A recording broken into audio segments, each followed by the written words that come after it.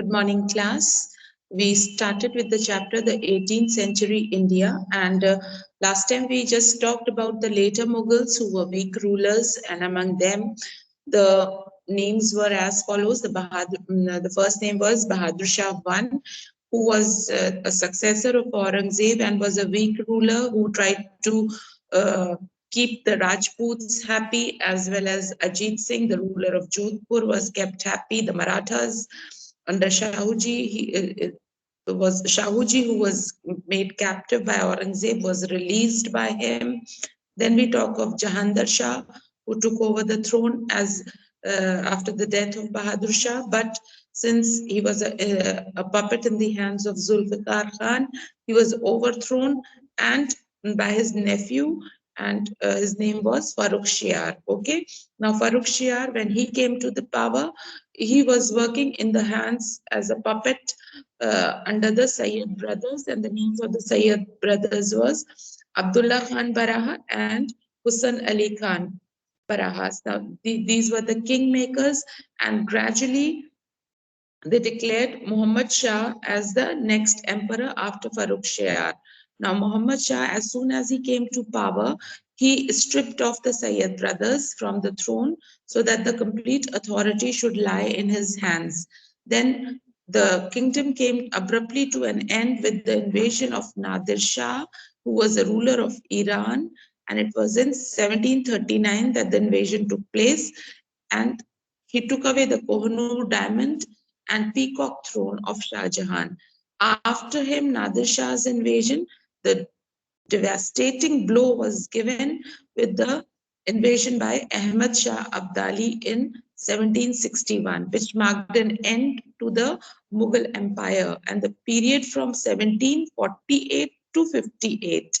It was a time when after Muhammad Shah, the Mughal Empire existed only in name.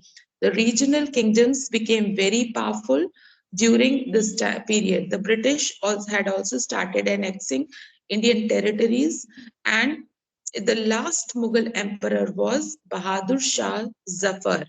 Now, the coming of the Britishers is something which we know had happened from now. Basically, they had come as trading units at the time of Shah Jahan only. But now it was time when they established their power and they started acting as if they were the kings or the ruling bodies in the kingdom of India. That means they started dictating their own power. Now, they have given you next the causes of decline of the Mughals. Now, why did the Mughal Empire abruptly or gradually came to an end? The reasons are by the opening of 18th century, Europe was ruled by strong monarchies, and the European merchant communities were well on the road to prosperity. The Muslim powers showed a rapid decline everywhere. The empire of the Muslims began to weaken rapidly after the death of the great emperor Alamgir I in 1707. That is Aurangzeb. Okay. The cause of the decline and disintegration of the empire is generally regarded as the weakness of the successors of Alamgir I, but really the loss of feeling of solidarity among the Muslims was one of the principal causes of Muslim decadence. That means actual reason why the Mughal power came to an end was, firstly, there were no strong rulers. All the rulers were weak. Plus, there was no solidarity. That means there was no unity among them. And whoever got a chance used to kill and grab the throne, even if they were relatives. So the unity of faith gave a unity of feeling to the Muslims. It was this sense of belonging to the same faith that enabled this numerically small minority to rule the teeming millions of the non-Muslim population. Various historians have arrived at the following main causes of disintegration of the Mughals. So now there are many causes given for the gradual decline of the Mughal Empire. Now, the first being the weak successors of Aurangzeb. We all know that the successors after Aurangzeb were not capable rulers. The successors were incapable, they were worthless, and unsuited to the job of kingship. That means they did not have the potential to be strong enough to hold the big empire. Most of them were devoted to merrymaking. That means they just neglected the affairs of the state and they were all merrymaking. That means enjoying their life. They left their work to their viziers, who eventually became very powerful. Now, since the viziers were doing all the administrative works, so a time came when the viziers became very powerful and they overthrew the kings only. The next reason why the Mughal downfall was seen, it was the vastness of the empire. That means the extent of the empire was so big that they could not manage it in one go. During the reign of Aurangzeb, the Mughal Empire had become very vast and unwieldy. It became practically impossible for any one ruler to control the far-flung provinces without any effective means of communication and transport. Now, since there was no healthy and effective means of communication and transport, so obviously there was lesser control over the territories. Now, the third reason is absence of a definite law of succession. Now, there was no particular law of succession. It was not that the eldest son would come to the throne after the king.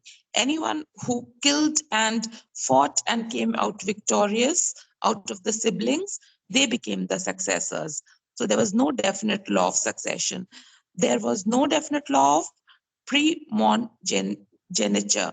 That means there was no particular rule to be followed that, okay, after him, the next would be the eldest son. No. So consequently, what happened? A war of succession was the only means to decide the successor of the emperor. War of succession means the whoever succeeds would be the next successor of the throne. Okay. According to Erskine, the sword was the grand arbiter of right, and every son was prepared to try his fortune against his brothers.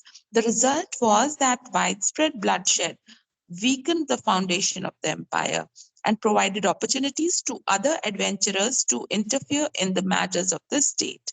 So now, since the brothers were fighting with the brothers, so it was the other people who got the chance to enjoy the throne and take away and interfere in the matters. So next reason for the decline of the Mughal Empire was deterioration of morality of the Mughal emperors. There was no moral value left. If you're killing your own brother, that means just for the throne, just for the power. This shows that you had no moral values. So with the passage of time, the character of the Muslim emperors deteriorated. Babur, Humayun, Akbar, Jahangir, Shah Jahan, and Aurangzeb were all morally very strong. However, some of the successors were reckless drinkers, while the others were fond of women. Deterioration of character of the rulers expedited the disintegration of the Mughal Empire. Now, since they had those bad qualities, maybe for looking for women or for drinking, so all these character could not make a good king. So gradually there was a deterioration in the morality. Then the fifth reason why the kingdom of Mughals declined, it was the degeneration of nobility. Now the character of the rulers, nobility also degenerated with the passing of time. Abundance of wealth, leisure, and luxury rendered them inefficient and incompetent. This affected the administration of the state. Now, since they were having all the luxuries, they were rich people, so the king was not bothered. So even nobles became lazy and they started merrymaking. They had abundance of wealth, a huge amount of wealth, and they also resided in luxury. And since they saw their king also doing that, so even they gave up and they turned inefficient and incompetent. Then came with that the deterioration of army. Now, since the king is inefficient, the noble who's ruling and looking after on his behalf is inefficient, so it came running in the next step that the army was also turning inefficient and there was deterioration in that also. Hot climate, abundance of wealth and comforts. deteriorated the standards of the Mughal army also. Now the soldiers became easygoing, and as a result, what happened? By the 18th century, they began to avoid the hardships of battlefields. So that means they were no longer interested in any of the battles to take place. The invasion of Nadir Shah and Ahmad Shah Abdali demolished the army also. These two invasions which happened, they crushed the army further. Now the soldiers lost their ancestral confidence of victories. Whatever victories they had made in the future, sorry, in the past, was no longer expected because they had lost all hope and their ability also. So the army ceased to be what it had been. A terror for the enemies was always there. Okay. Now the invaders, they came, plundered the country at will, and they demolished the army, demoralized the army, and could not keep the province together. Because of that, the army could not gather the provinces which they had under them. So gradually it became more and more feeble in character. Then the seventh reason was intellectual bankruptcy. That means the intellectual, the moral bankruptcy. That means there was overall no money, no character left. So the later Mughal Muslim rulers and nobility suffered from intellectual bankruptcy because there was no proper system of education in the country, and lack of proper training resulted in the evolving of rulers who were not competent to face the challenges of their jobs. So obviously, since there was no moral value, no intellectual value, no education provided to them, so obviously they could not compete with the challenges and the changing times, and they could not prove their worth any further. So that also led to bankruptcy. Bankruptcy means pura khali ho jana. Then number 8 is Mughal rule alien to Indian soil. Now these were the foreigners who had come and settled in India. So in the Indian soil, they were not accepted also. So the Mughals had come from the countries of Central Asia. They brought their own culture and customs to the subcontinent. Now, the demands of their religion clashed with the tenets of Hinduism. Whatever the Hindus were following, it was quite different from the demands what the Muslims were following. Thus, the alien Mughal rule remained different throughout and could not provide homogeneous nature to all the castes, creeds, and religions of the subcontinent. So, because they were own themselves very rigid and they had their own customs and religions, they could not be aware of the existing customs and creeds and religion and customs which were followed in by the communities who were settled here, the Hindus, and so they had to face this problem of not being very familiar with, not feeling homely with these people. Okay, they were aliens. That means they were new to this place. Then the next reason was, the ninth reason is corrupt administration. Corruption, as the word tells you, that means unfair means of doing things. With the weakening of the hold of the rulers, the Muslim administration became corrupt. Now, the ministers, the courtiers, the nobles, and the officials, all of them accepted bribes. They were not conscious of the character. Okay, such a situation weakened the foundation of the Muslim society. Obviously, it would always weaken the Muslim society, and the people would not like it also. So, the 10th reason of the downfall for the Mughals was stoppage of adventures from Persia, Afghanistan, and Turkestan. Now, the Muslim leaders, with the passage of time, became habitual of luxurious living.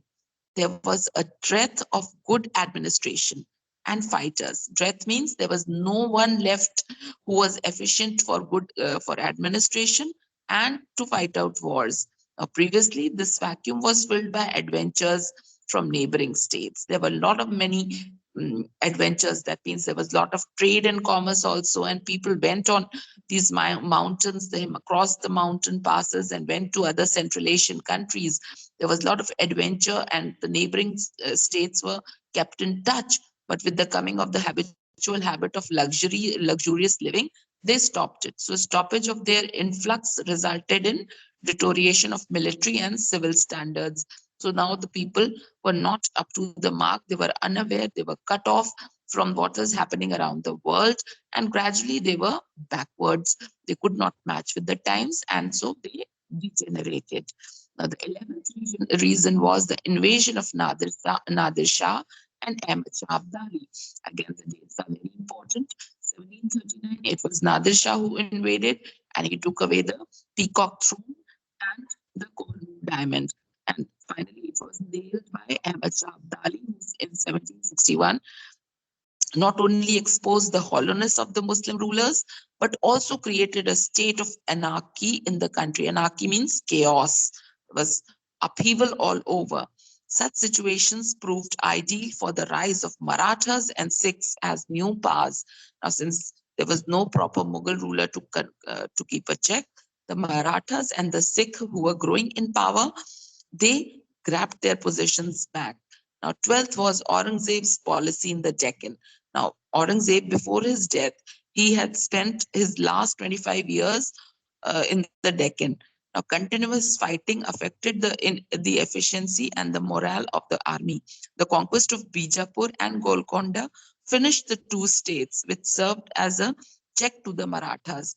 So now, since Aurangzeb was in Deccan, he continuously attacked Bijapur and Golconda, and even continuous war with these two states made them, Bijapur and Golconda, made them weak, because two states, Bijapur and Golconda, were continuously at war, so they didn't have the proper services. Once they lost the standards, the Marathas who were in the south, they took over the power. So Aurangzeb's Deccan policy was a total failure, because he had shifted to Deccan, to the south. The northern kingdoms also in his rule only had started extending their powers. So he came back to Delhi, Aurangzeb, he had come back to Delhi. Then the Deccan rulers also grabbed their positions back. And since he had continuously fought with Bijapur and Golconda, so these two states were earlier very powerful and they were keeping a check on Marathas. But with the fight with Aurangzeb, even these two states lost all the fighting spirit. And so the Marathas had nobody to defend or to check them, so they came to power. Then the 13th reason is absence of naval power. Naval means the navy.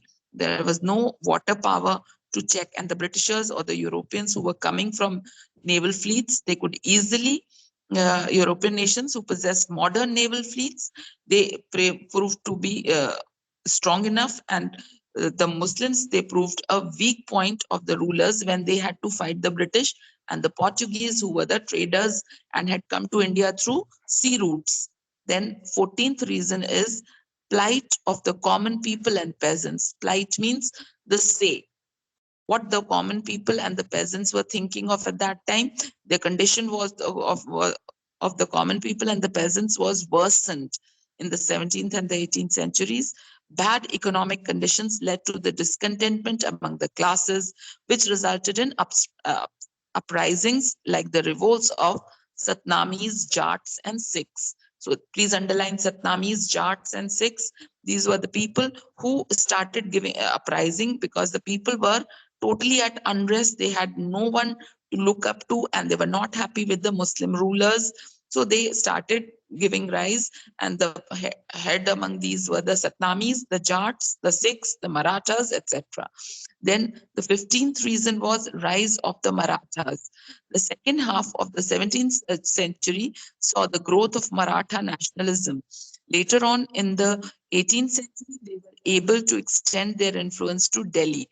The emergence of Maratha power contributed to the downfall of the Mughal rule.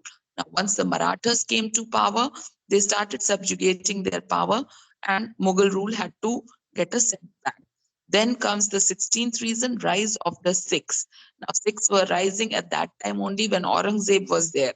You remember the rise of Sikhs in the 18th century was another factor which contributed to the downfall of the Muslim society.